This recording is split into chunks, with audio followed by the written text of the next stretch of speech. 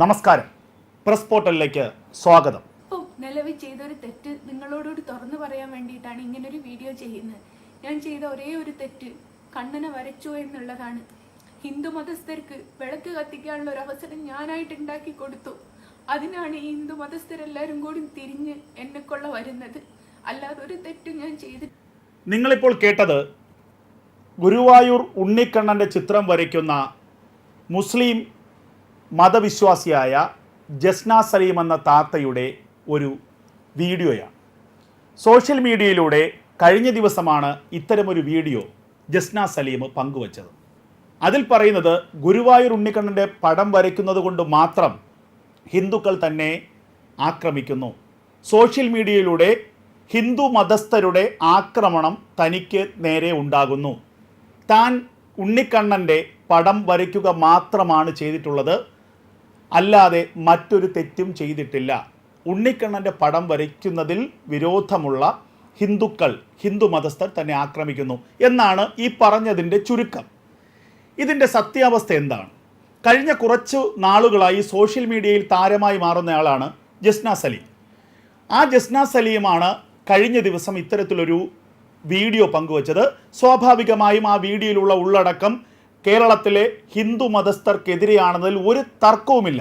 അതുമാത്രവുമല്ല, കേരളത്തിൽ ഹിന്ദുക്കൾ വിളക്ക് കത്തിക്കാൻ കാരണക്കാരിയായത് താനെന്ന് കൂടി പറഞ്ഞു വയ്ക്കുകയാണ് ഈ ജസ്ന സലീം. കാരണം ഹിന്ദുക്കൾക്ക് വിളക്ക് കത്തിക്കാൻ സന്ധ്യാനാമം പറയാൻ ഒരു ചിത്രം വേണം. ആ ചിത്രമാണ് താൻ വരയ്ക്കുന്നത്. താൻ ചിത്രം വരച്ചത് കൊണ്ടാണ് കേരളത്തിലെ അനേകം കുടുംബങ്ങളിൽ വൈകുന്നേരങ്ങളിൽ ത്രിസന്ധ്യയിൽ വിളക്ക് വെച്ച് നാമജപം നടക്കുന്നത്.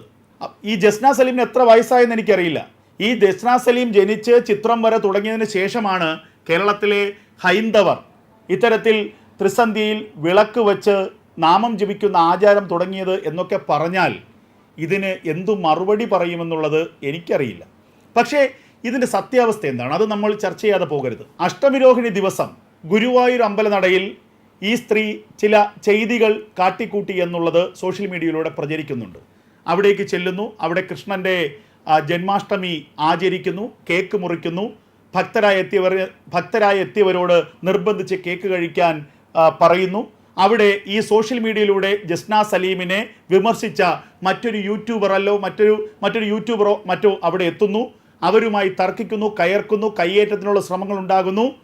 പിന്നീട് മനസ്സിലായി ഇതൊക്കെ ഒരു പ്രീ പ്ലാൻഡ് ആയിട്ടുള്ള കാര്യങ്ങളാണെന്നും ഇവരൊക്കെ നേരത്തെ ഒത്തുകൂടി തീരുമാനിച്ച് ഉണ്ടാക്കിയ കോലാഹലങ്ങളാണെന്നും അതിനെ കൃത്യമായി 1-2 ചാനലുകൾ ചിത്രീകരിക്കുന്നു.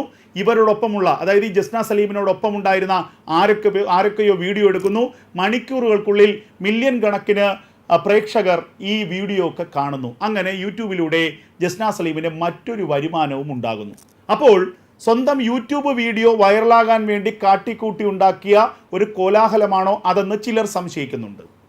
അതുമാത്രവുമല്ല, അവിശ്വാസിയോ അല്ലെങ്കിൽ അന്യമതസ്ഥയോ ആയ ഒരാൾക്ക് ആ അഷ്ടമിരോഹിണി ദിവസം ഇത്രത്തോളം ജനലക്ഷങ്ങൾ എത്തുന്ന ഗുരുവായൂർ അമ്പലനടയിൽ ഇത്തരം ഒരു പേക്കൂത്ത് കാണിക്കാൻ എന്താണ് അവകാശം? അതിൻ്റെ ആവശ്യകത എന്തായിരുന്നു?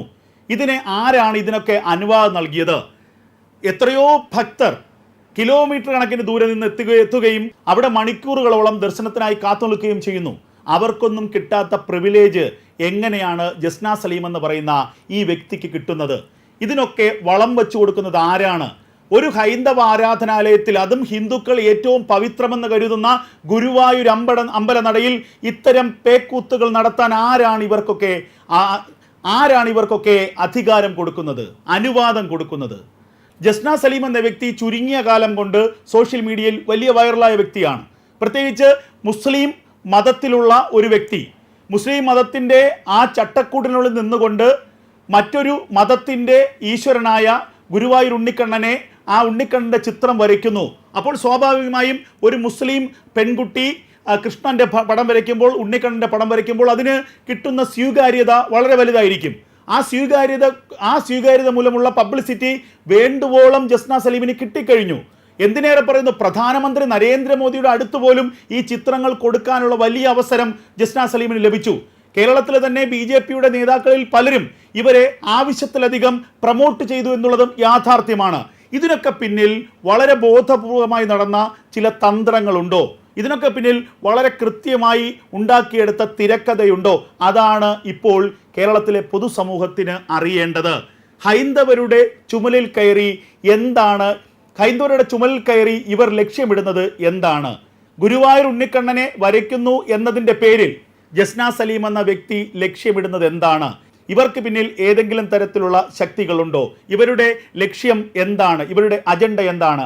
ഇതറിയേണ്ട ഉത്തരവാദിത്തം കേരളത്തിലെ ഹിന്ദുക്കൾക്കുണ്ട്.